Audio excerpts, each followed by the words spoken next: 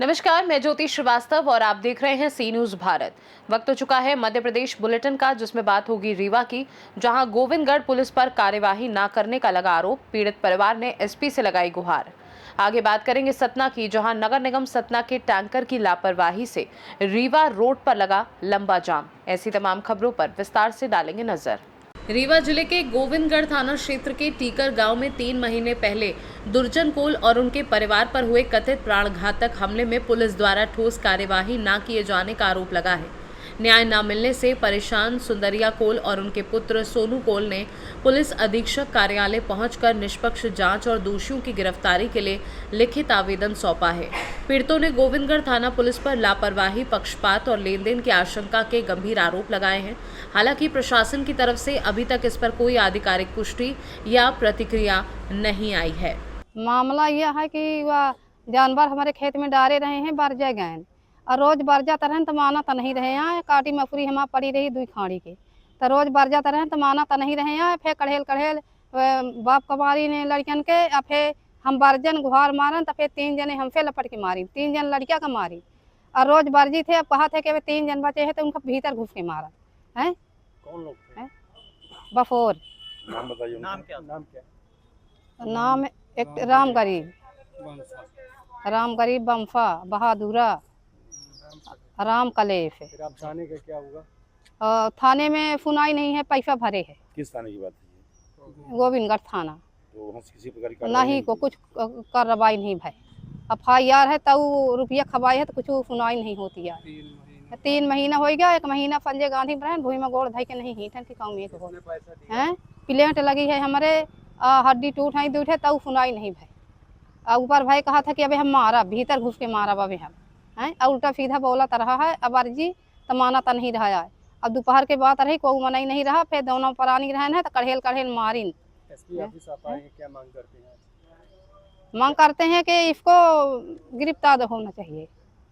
हाँ, गिरफ्तार होना चाहिए। नाम बता दीजिए। अपना नाम क्या है? हमारा सुंदरिया कोल। कहाँ से आई हैं? टीकर। थाना कौन सा लगता है? गोविंदगढ़। क्या मामला है, आप एसपी ऑफिस आए? मामला ये है सर कि हम बोए थे मसूरी चना, तो उसमें सुमरी बसोल लोग रोज़ 10-15 ठे डालते थे, सब खबा लेते थे। तो हमारे माँ और पिता दोनों खेत में थे, अकड़ी उखाड़ रहे थे। तो वो लोग हाँके तो बाप बोले कि वो मसूरी दाना काहे खबा लेता है।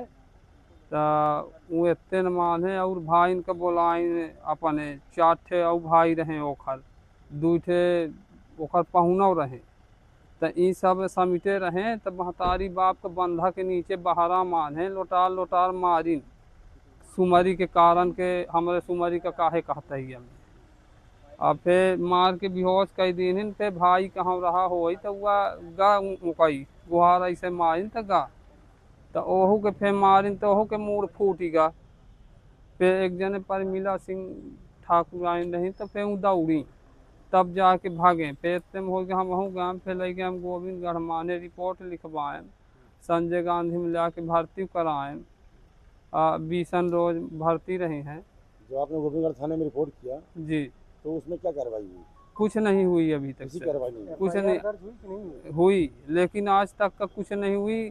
कहते हैं आज पकड़ेंगे, कल पकड़ेंगे, 3 महीना बिता दिए सर, अभी आज तक पकड़े नहीं कोई। तो आप यहाँ आए हैं, क्या मांग कर रहे हैं?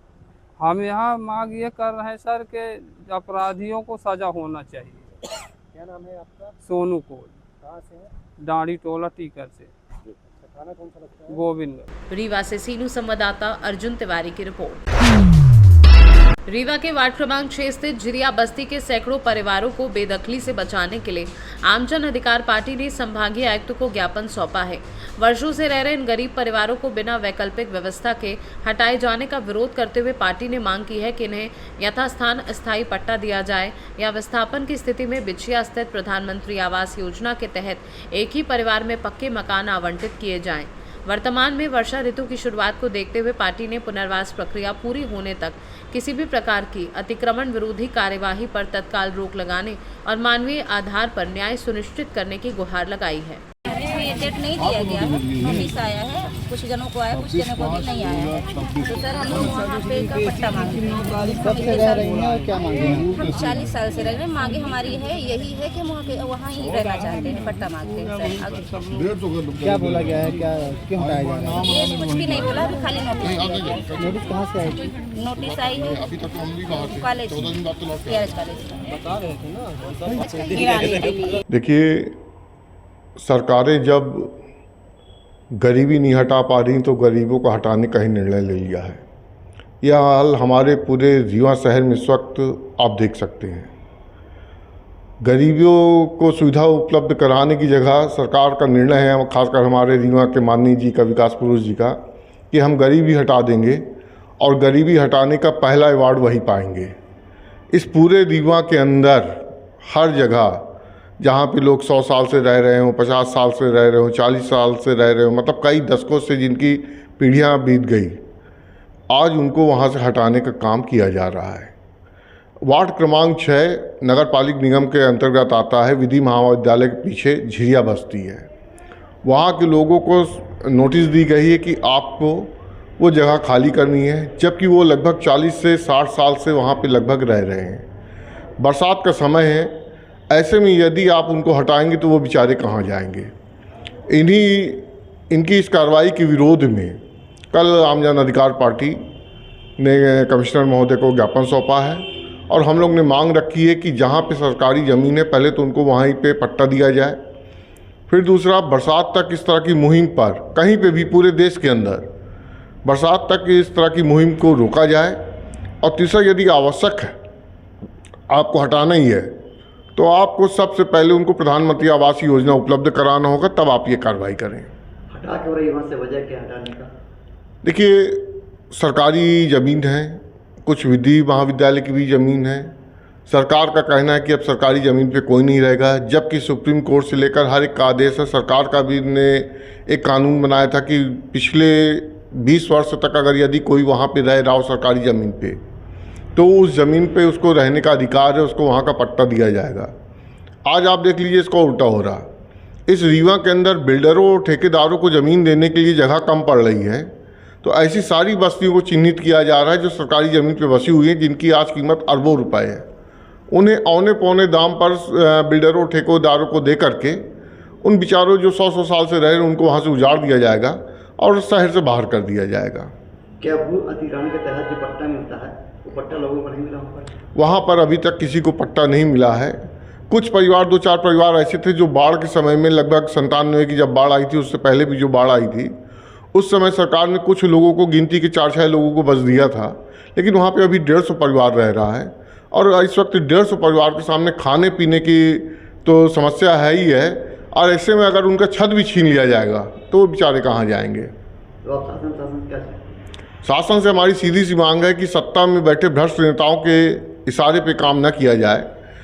अधिकारी आम जनता के लिए कुर्सी पर बैठा होता है, आम जनता के हितों को देख करके निर्णय लिया जाए।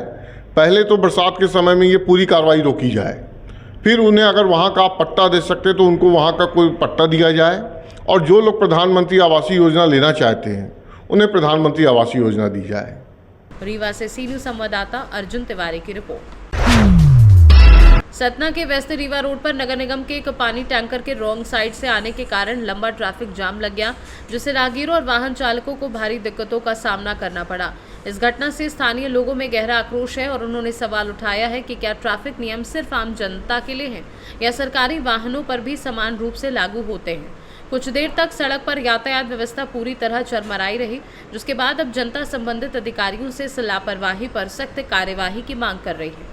सतना से सी न्यूज़ संवाददाता सूर्य प्रकाश की रिपोर्ट। मध्य प्रदेश बुलेटिन में फिलहाल के लिए इतना ही। बने रहिए सी न्यूज़ भारत के साथ। हर खबर आपके साथ, आपके हाथ।